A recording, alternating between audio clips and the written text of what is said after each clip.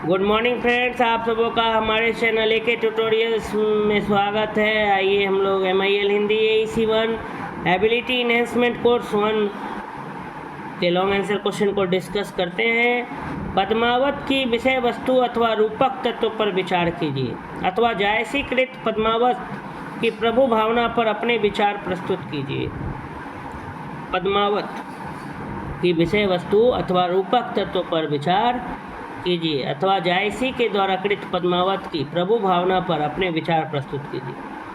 आइए उत्तर को देखते हैं। जायसी सूफी प्रेम मार्गी शाखा के सर्वश्रेष्ठ कवि माने जाते हैं। जायसी जो है वो सूफी प्रेम मार्गी शाखा के सर्वश्रेष्ठ कवि माने जाते हैं और उनका पद्मावत प्रेमाख्यानक परंपरा का सर्वश्रेष्ठ प्रबंध काव्य। भारतीय लोक कथा पर आधारित इस प्रबंध काव्य में सिन्हल देश की राजकुमारी पद्मावती और चित्तौड़ के राजा रत्नसेन के प्रेम की कथा।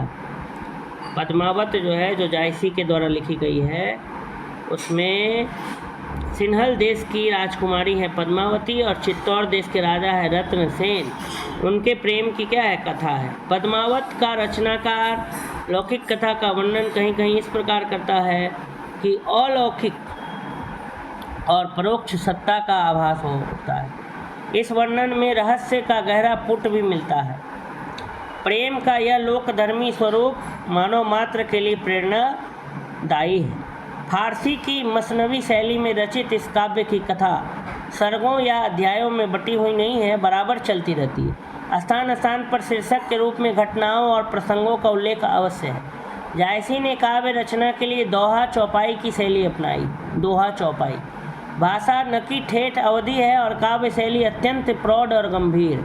जायसी की कविता का आधार है लोक जीवन का व्यापक अनुभव, लोगों के जीवन का व्यापक अनुभव। उनके द्वारा प्रयुक्त उपमा, रूपक, लोकोक्तियाँ, मुहावरे, यहाँ तक कि काव्य भाषा पर भी लोक संस्कृति का प्रभाव है जो उनकी रचनाओं को नया अर्थ और सौंदर्य प्रदान करता है। पद्मावत महाकवि जायसी के एक महत्वपूर्ण कृति है जिसमें लोक कथा और इतिहास के मिश्रण द्वारा परंपरा से भिन्न अलग व्यापक विस्तार दिया गया है। चित्तौड़ के राजा रत्नसेन का सिन्हल की राजकुमारी पद्मावती के साथ प्रणय माने शादी की कथा से विस्तार देने के लिए कवि ने रत्नसेन की विवाहिता नागमती और तत्कालीन सम्राट अलाउद्दीन की कथा को गोरा बादल की राजपूती वीरता से जोड़कर इतिहास और लोक तत्व में सामंजस्य स्थापित किया है। कवि का मुख्य उद्देश्य प्रेम, बीड़ की स्थापना और अद्वैती रहस्यवाद और अभिव्यक्ति करना है। नायक को साधक, नायिका को ईश्वर, अलाउद्दीन को शैतान तथा नागमती को गोरख धंधा मानकर कवि ने एक सांगोपोंग प्रतीक का ढांचा खड़ा किया है। जायसी की प्रबंध कल्पना ने पद्मावत को महाकाव्य का रूप दिया। नागमती का विरह वर्णन हिंदी काव्य की अद्वितीय वस्तु है। जायसी ने भारतीय और फारसी पद्धति के सामंजस्य द्वारा भाव जगत की एकता की स्थापना का सर्वोत्तम प्रयास किया है। जायसी का पद्मावत ठेठ अवधि में लिखा गया है। ठेठ अवधि से तात्पर्य जन जन की भाषा, आम जन की भाषा। जायसी के काव्य में ग्रामीण जीवन के ज़्यादा से ज़्यादा शब्द मिलते हैं, जैसे हहड़ी शब्द का प्रयोग रुद्राक्ष के जगह रुदाक। जायसी की भाषा ज़्यादा लचीली नहीं है बल्कि ग्रामीण चेतना के नज़दीक उसे हम पाते हैं, जैसे प्यू सो कहे हु संदेशरा हे भंवरा हे काग, सो धनी विरहे जड़ी मुई तेहिक धुआं हम लाग। जायसी ने अपने ग्रंथ पद्मावत तथा अखराखट में लेखन का एक ढंग अपनाया है। उसमें 7 चौपाइयों के बाद एक दोहा रखने का क्रम है। यही 7 चौपाई प्लस एक दोहा की एक इकाई का क्रम विधान पूरी रचना में। इसी इकाई को कड़बक कहा जाता है। इसे हम छंद विधान की पद्धति भी मान सकते हैं। मुसलमान संतों का एक समूह संत कहलाता है। इनमें जो दार्शनिक मान्यता प्रचलित है उसके अनुसार ईश्वर की प्राप्ति उनके वियोग से तड़पने और तन्मयतापूर्वक एक निर्दिष्ट भाव से प्रेम दशा में रहने से होती है। अतः प्रेम में पीड़ा की अनुभूति या पीड़ा के मार्ग से प्रिय की प्राप्ति, यही प्रेम की पीड़ है। रतनसेन चित्तौड़ के राजा थे।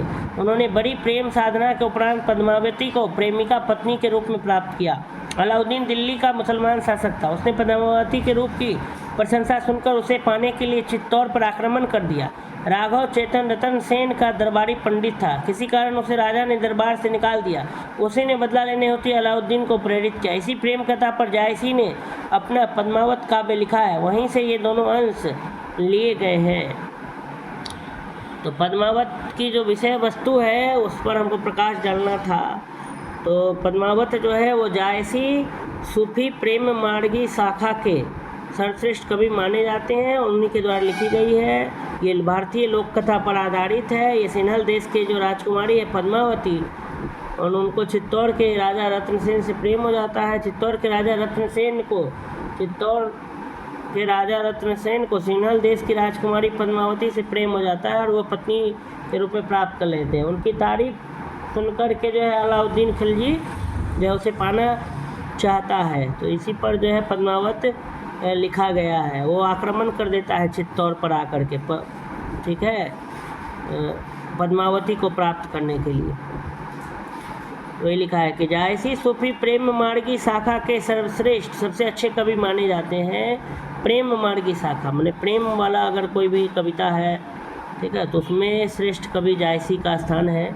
और उनका पद्मावत जो है वो प्रेम आख्यानक परंपरा का सर्वश्रेष्ठ प्रबंध काव्य है। भारतीय लोक आधारित पर इस प्रबंध काव्य में सिन्हल देश की राजकुमारी पद्मावती और चित्तौड़ के राजा रत्नसेन के प्रेम की कथा है। पद्मावत के जो रचनाकार हैं वो लौकिक कथा का वर्णन कहीं कहीं इस प्रकार करते हैं कि अलौकिक और परोक्ष सत्ता का आभास हो जाता है। इस वर्णन में रहस्य का गहरा पुट भी मिलता है। प्रेम का यह लोकधर्मी स्वरूप मानव मात्र के लिए क्या है, प्रेरणादायी है, इंस्पिरेशनल है। फारसी की मसनवी शैली में रचित इस काव्य की कथा सर्गों या अध्यायों में बटी हुई नहीं है, बराबर चलती रहती है। स्थान स्थान पर शीर्षक में के रूप में घटनाओं और प्रसंगों का उल्लेख अवश्य है। जायसी ने काव्य रचना के लिए दोहा चौपाई की शैली अपनाई। भाषा जो है न कि ठेठ अवधि है और काव्य शैली अत्यंत प्रौढ़ और गंभीर है। जायसी की कविता का आधार है लोक जीवन का व्यापक अनुभव। उनके द्वारा जो प्रयुक्त जो उपमा है, रूपक है, लोकोक्तियाँ हैं, मुहावरे हैं, यहाँ तक कि काव्य भाषा पर भी लोक संस्कृति का प्रभाव है। लोक द्वारा कल्चर ऑफ पीपल, लोक संस्कृति जो उनकी रचनाओं को, जो उनकी क्रिएशन को नया अर्थ और सौंदर्य प्रदान करता है।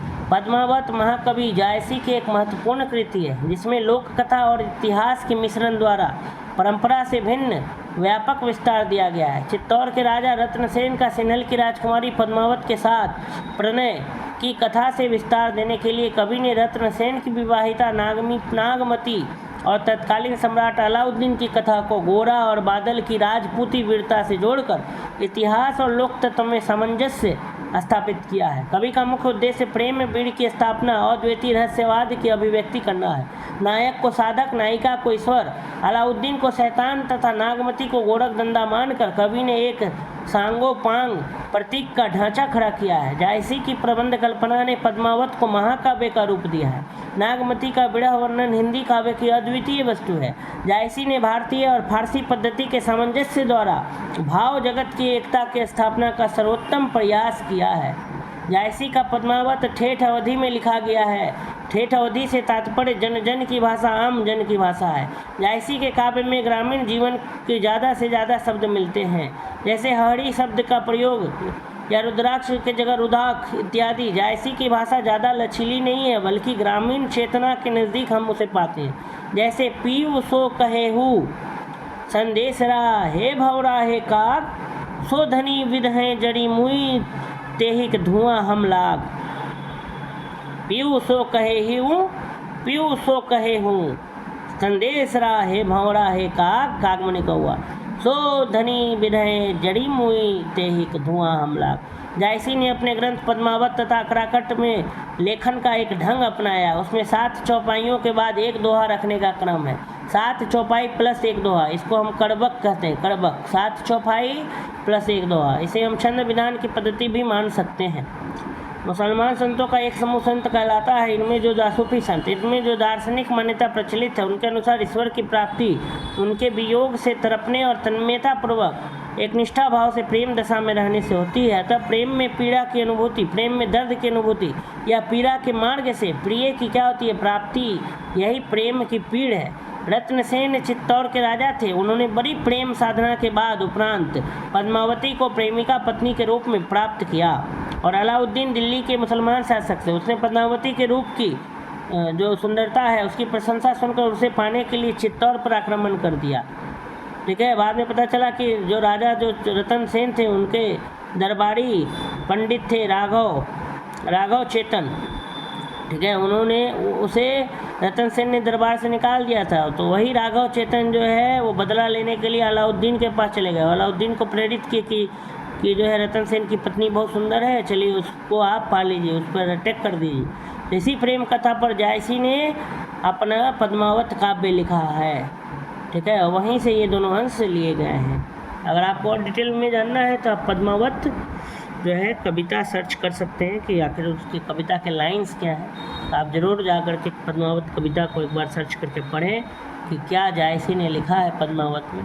तो इसमें हम लोगों को स्पेशली विषय वस्तु बताना था और उसमें कवि ने क्या क्या तत्व यूज किए ये बताना था। पद्मावत की विषय वस्तु अथवा रूपक तत्व पर विचार कीजिए। तो हमने विचार कर लिया।